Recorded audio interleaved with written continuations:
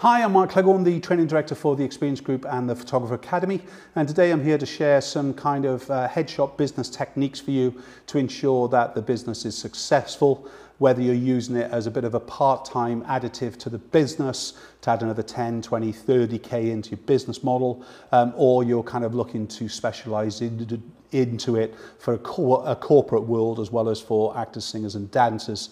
The kind of techniques I'm going to be explaining to you will pretty much work anywhere in the world.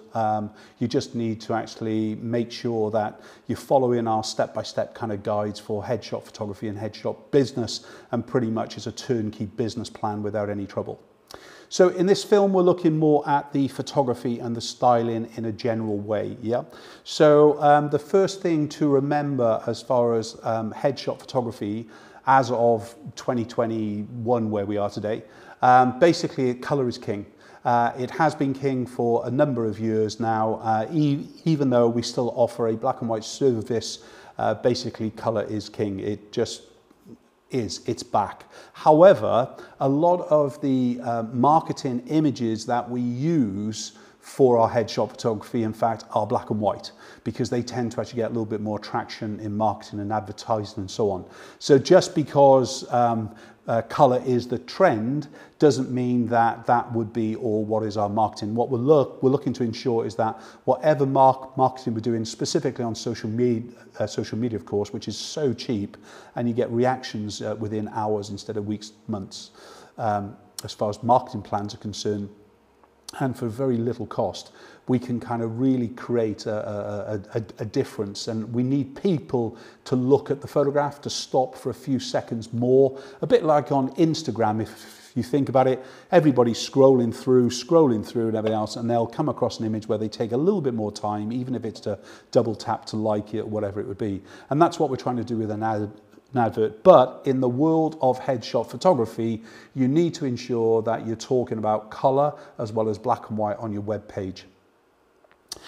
I kind of talk about 9 basic styles in the world of headshot photography, and once you kind of acknowledge them, it allows you to not only shoot with flair and flow, but it also allows you to fit into different genres of photography that is requested, whether it's in a corporate world or whether it's an actor, singer, you know, more of a professional, as it were. The styles, let's talk about those first. They are the high key classic. So in other words, one light for the subject, one light for the background, basically shooting on a prime lens or a zoom lens, long zoom lens, and we're looking for an f8 aperture, and that is going to give us that decent depth of field, as it were. That's going to then follow through for the classic mid key and the classic low key as well. That when I mean classic, the only thing that is the stability in it is basically the aperture. So that's to do with the depth of field. When we're working in mid-key, we technically first just switch the background light off, and we should get a good mid-key image, mid-tone of grey image. And then for a lower key, just by bringing in either a pop-up black background, a black paper, or even a grey paper, will actually suffice no matter what with it. Then we start to talk about the creative element, and obviously those are usually the images that you're going to be showing more on your marketing, your advertising, your website, because those are ones that are going to take traction. And that would be just as simple as using a long lens and the likes of f4 or a prime lens at f4. The reason I kind of try and convince you to use f4 and nothing less is because more often than not, their face is going to be at the 2/3 position. So in other words, one eye is further away from camera than the other. And as soon as we do that, if we're focusing on the one eye, we definitely need to make sure that the other eye is going to be in focus and vice versa. If the head is flat on, still with the f4, I still need the tip of the nose to be sharp and to the front of the earlobe to be sharp. So that's how kind of narrow at times our depth of field is going to be when we're kind of closer up to a subject, either with a prime or with a zoom. When we're kind of filling our frame, the headshot traditionally in today is a landscape image. That's how we usually shoot. It's often cropped just above the nipple, and there's a slight space above the head when we shoot, yes. But basically when we go in and we crop it, often the top of the head for social media use and magazines and so on is basically just takes the top off the head. It kind of makes the head smaller as well. But for the likes of the professionals, like the actors who are being kind of first viewed as far as their kind of online presence is concerned, we need to make sure that we're being honest as far as the look is concerned. So we're not going to get them lots of kind of job role interviews, but they don't get the job. Slightly different with presenters. So if they're getting professional images for a website, magazine, or go up on a stage, you know, whatever you're doing, we need them to make them glowy and great and everything else with it. But in the same way, somebody who comes to me and says, look, I want all the wrinkles gone, even though they're going to be paying for the retouching for it, I'll usually do them two versions, one with as they want, pretty much full on the plastic skin, in other words, and one that I'd recommend that they have. And more often than not, when they end up using things for book covers or kind of presentation front of magazine kind of images, they tend to actually go with the kind of the half and half image. So the wrinkles are there, so the real life is there and things really. So as far as the creative, we're using the F4, and the same thing would be applied. You know, the high key needs to have 2 stops brighter on the classic high key. So in other words, the background light would be metered to F16, where the key light is at F8, and that's where the aperture would be set. In the way of the creative, we would basically tone the lighting down on the key light to meter to F4, and then obviously tone the background light by two stops to become F8. There's a quick trick to that, in fact.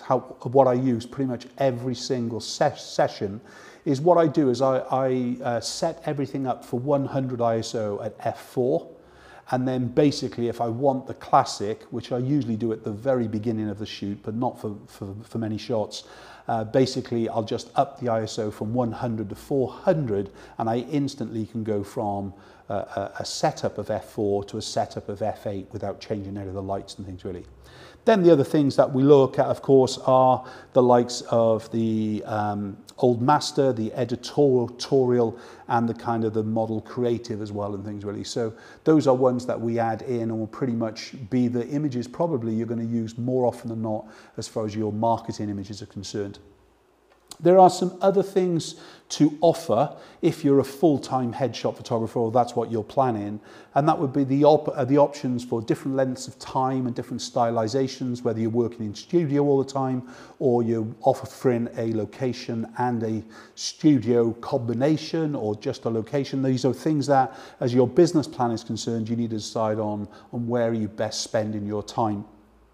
I'd recommend that at least you have somebody that you know of, an MUA, a makeup artist, yeah, local to you, and you know their price if they need to come in for an hour or two, and I would offer that and make it visible on the actual headshot page as well with it. You'll usually find that one makeup artist will recommend another if they're already booked or they're already busy, so it's good to have 2 or 3 under your belt. But again, you can offer a makeup and hair service, but be careful that this is not to complicate your service and your pricing as well. Try and keep those as bolt-ons instead of an integral part of what you're doing. So as far as the photography styling is concerned, light clothing, light background, dark clothing, dark background. Looking for the client to have an option to whether they're going to have the ability to actually have multiple top changes, multiple background changes within their shoot, but I would recommend that you price it accordingly as well. And as you might have seen on one of the other kind of sessions that we've done, when we're looking at the kind of the 4 kind of packages that can be used as a guide of what to offer, you can see in the starter package, it's 1 retouched image. They can either have a dark or a light background or not both. And basically they can have 2 changes at the top. In the Pro, basically they get 4 retouched images, and basically they can have a dark and light backgrounds, and they can have 4 changes at top. In the Portfolio then, it's obviously a lot more intense, with a full image review, but basically 4 backgrounds, 8 8 changes of top. There's even time for a change of hair, and going from kind of bearded man to non-bearded man, glasses on, glasses off, and so on and so on. And then we have the creative, which is a multi-background and natural, offering on location perhaps as well.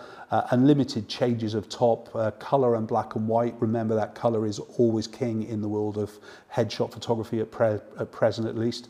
But they get basically a lot more for their buck and things really. So the key thing is to make sure that you explain your photographic services and styles fully to the client. You don't have to give it all away online as far as the pricing is concerned, but give them a little bit of a teaser, and always kind of add more service into the price than basically reducing a price. Hope you enjoyed this film. See you on the next one. Bye-bye.